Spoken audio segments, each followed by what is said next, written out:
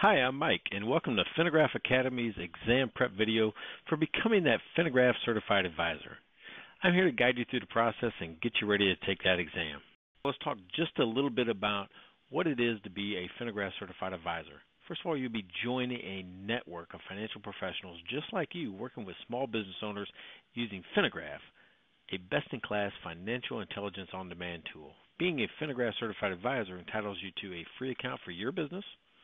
You're going to get a discounted price for your business owners when they become subscribers, and you'll earn rewards in cash along the way.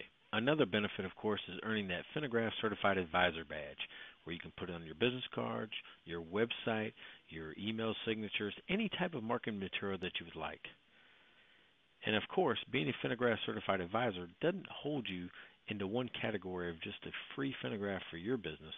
You can always upgrade to the full Finagraph subscription and have unlimited access per user of any of the Finagraph features that we develop, including that new cash flow module that will be coming out soon. Either way, that business owner wins. They're going to have the power of Finagraph in their hands, helping guide their decisions and improve that profitability, more importantly, building transferable value in their businesses for many, many years to come. Let's talk a little bit about the test. It's 20 simple questions. You have 30 minutes to complete. Most of us will take about 12. It's multiple choice, and it covers not only the technical features of Finagraph, but it also covers some real-world scenarios where you can use the information discovered in a Finagraph to help your business owner in an advisory capacity. Of course, we have a lot of resource materials for you. Not only is there this video, we've got website materials. We have a couple of white papers that I think you'll find super interesting, like what are the steps to some basic financial analysis, or a glossary of ratio analysis.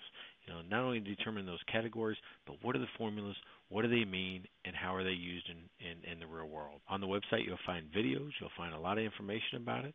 If you haven't done so yet, it's 15 minutes to do a demo. Just give us a call. We'll give you a personal demo, walk through all of the features.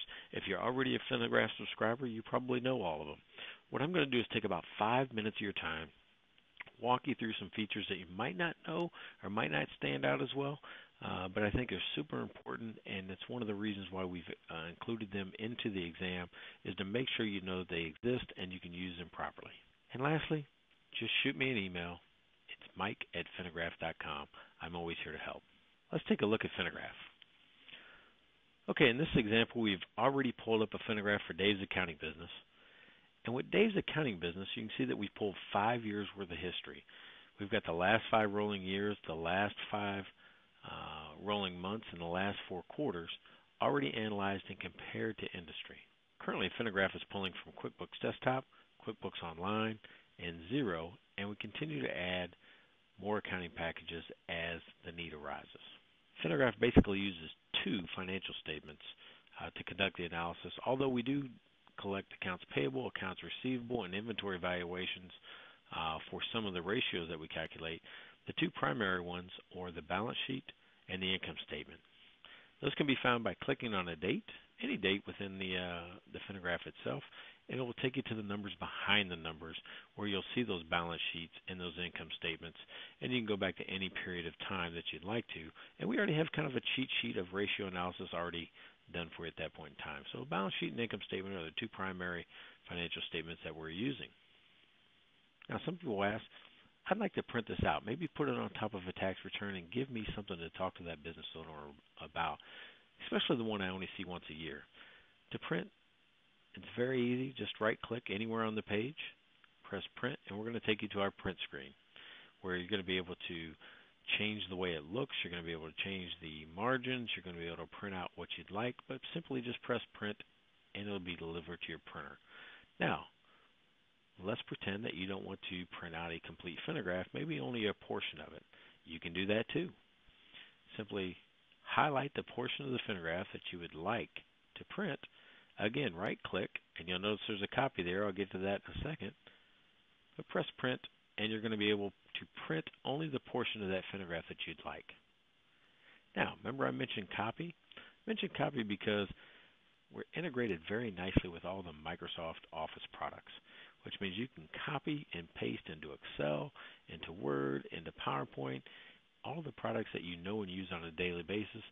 easily syncs with all of those. Now, education is built throughout the Finagraph. If I hover over any of the titles or information that I don't know, just hover over it and we're going to give you more information about what that means. If you don't know what a flag means, you can hover over that as well.